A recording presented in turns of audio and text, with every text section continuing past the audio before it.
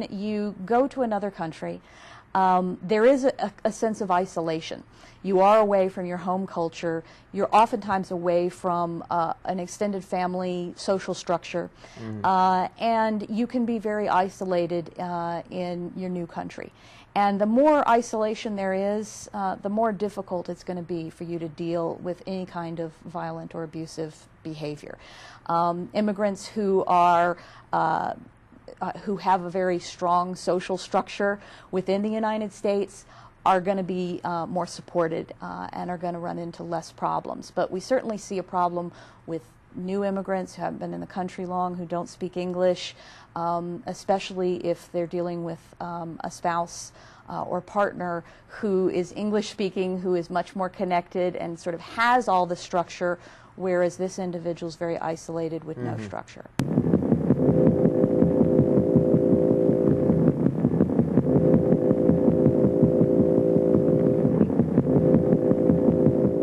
Immigrant communities, a lot of times there's sort of a being cut off from others around you. You can be very isolated, especially if there's a language barrier, a strong cultural barrier, that you really have very few individuals to reach out to and talk to and be sort of a sounding board. The Vietnamese woman I helped, who was very ashamed of the fact that she came here as a fiancé and felt like she had failed because her husband was abusing her.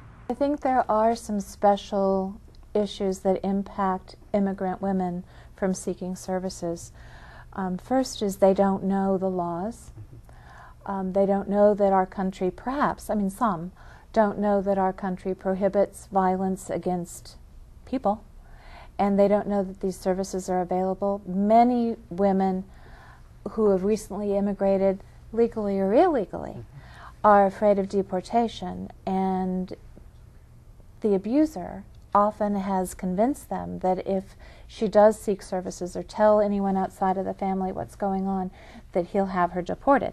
Now, this is not going to happen. Sometimes the U.S. citizen spouse will hide their passport, and then they feel like they have nowhere to go because they have no identification documents. Sometimes they will hold the lawful permanent resident status over their head. They'll threaten them. They'll say, I'm going to call immigration on you if you don't do what I want. And they could use the children against them. I'm going to harm the children. I'm going to not let you go to work. They don't let them learn English. And I need to go through all these factors with the individual who comes to see me because they're often not aware that these are signs of abuse. And they're not aware that these are factors that could be positively used by the Immigration Service in making a decision as to whether they qualify under the Violence Against Women Act. When you have the police reports, then you're very likely to win your case under the Violence Against Women Act. However, the Immigration Service does take a lot of pains to review these cases carefully, and I have never had a client deported who had a bona fide case. The Violence Against Women Act that is so important is it liberates women within that process and allows them to move forward independently and apply for lawful status without the abusive spouse. And that's the protection that's available for women who are victims of domestic violence and who don't have lawful status here in this country. I think in understanding it, what we need to know is that abusers, generally when you meet someone who abuses their partner, they don't seem unusual, they don't seem, like an evil person. A lot of times they seem like, anybody you might know. Sometimes we know people who are abusers and just don't realize it. They have good qualities, and this person got into a relationship with them for a reason.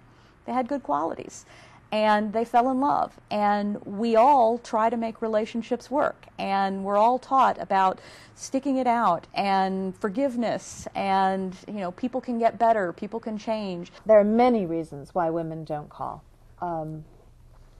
One is fear, and that fear should not be minimized. When a woman starts to leave an abusive relationship, starts to plan, or the abuser starts to recognize that that is imminent, the level of danger goes way up. That is the most dangerous time in her life, is when she's planning to leave or has left that relationship. So her fear of moving through that, and generally the women who've experienced domestic violence are the experts on their situation.